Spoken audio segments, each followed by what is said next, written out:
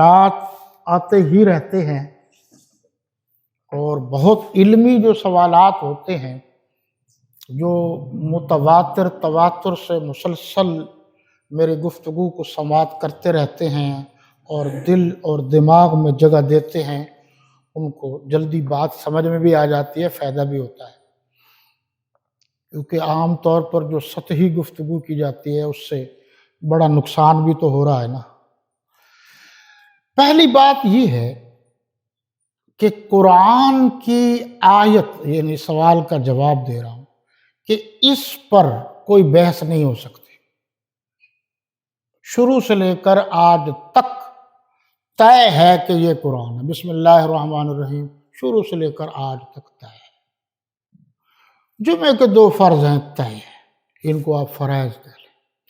اگلا مرحلہ ہے کہ آپ صلی اللہ علیہ وسلم نے جو فرمایا وہ بھی طے ہے، آپ نے جو فرمایا وہ بھی کنفرم ہے، کیونکہ آپ کو اللہ کے حکم سے جو حکم ملا آپ نے وہی بات بتا دی۔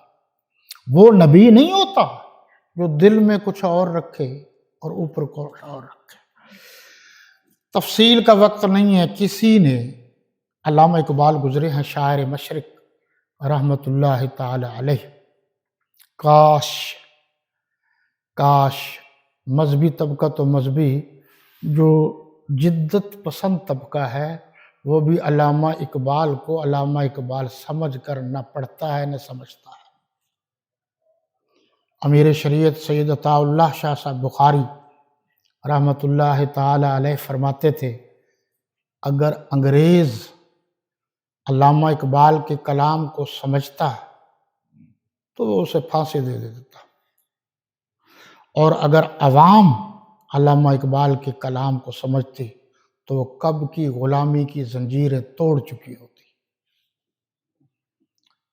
میرا دعویٰ ہے ایمانداری سے، آج بھی کوئی علامہ اقبال کے کلام کو صحیح معنوں میں سمجھنے کی کوشش کرے اور وہ سمجھے، ہماری بات پر یقین نہ کرے، تو وہ ایک سچا مسلمان بن سکتا ہے۔ گر تمہیں خواہی مسلمان زیستن، نیست ممکن جز بقرآن زیستن۔ انہوں نے تو کہہ دیا کہ اگر تم مسلمان بن کر جینا چاہتے ہو تو سوچ لو، قرآن کے بغیر تم زندہ نہیں رہ سکتے۔ حیات اور چیز ہے، حیات یعنی جسم ہے، باڈی ہے، یہ حیات ہے، اس کے اندر جو رگیں ہیں، جو خون دوڑ رہا ہے، مسلمان کے اندر جو خون دوڑ رہا ہے وہ قرآن کا ہے۔ قرآن نہیں ہوگا تو خون نہیں دوڑے گا، خون نہیں دوڑے گا تو آدمی جامد ہو جائے گا۔ حضرت پیر سید انور شاہ کاشمیری رحمۃ اللہ تعالی علیہ بہت بڑے ذہین ترین انسان گزرے ہیں، دیوبند کے سپوت ہیں۔ یہ میں بارہا عرض کر چکا ہوں، دیوبند کوئی مذہب نہیں ہے، کوئی دیوبند نسبت ہے۔ ہمارے استاد دیوبند سے پڑھے ہوئے تھے تو اس لیے دیوبندی ہو گیا۔ کوئی جیسے آپ کوئی کہہ دے جھنگوی ہے تو جھنگوی کوئی مذہب تو نہیں ہے، یہ ایک نسبت ہے، محبت کی علامت تو ہے، تو وہ مشہور ہو گیا۔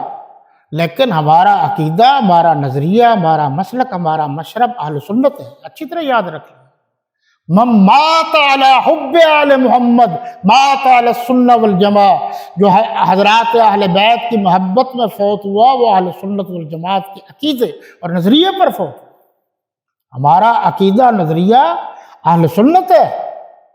یہ تو بعد میں آنے والے لوگوں نے لڑانے کے لیے باتیں کی، نسبت ہماری ضرور ہے علماء دیوبند کے ساتھ، لیکن علماء دیوبند کا کوئی علیحدہ مذہب نہیں ہے۔ اچھا، یہ پھر کبھی اللہ نے موقع دیا تو شاعر مشرق حضرت علامہ اقبال رحمۃ اللہ تعالی علیہ کے ہمارے بزرگ یعنی اہل سنت دیوبند کے بزرگوں کے ساتھ ان کے کیا تعلقات تھے، کیا مراسم تھے، اور ان کا جو ہے آنا جانا کیسے تھا، یہ پھر کبھی بتائیں گے۔ یہ بھی تفصیل طلب بات ہے، اور کبھی وقت ملا، ذہن حاضر ہوا، اب تو ہم کبھی ذہنی طور پر کہیں ہوتے ہیں کبھی کہوں، تو قرآن اور علامہ اقبال اس پر میری بڑی شدید خواہش ہے اور کئی جگہ پر میں نے کچھ اظہار بھی کیا ہے کہ علامہ اقبال کے وہ اشعار جو انہوں نے قرآن کا مطالعہ کرتے ہوئے متاثر ہو کر کہے، وہ کون سے؟ ہر ایک کے سمجھنے کا اپنا اپنا انداز ہے نا۔ تو شاعر مشرق حضرت علامہ اقبال رحمۃ اللہ تعالی علیہ اور پیر سید انور شاہ کاشمیری رحمۃ اللہ تعالی علیہ، ان کی ملاقاتیں ہوتی رہی۔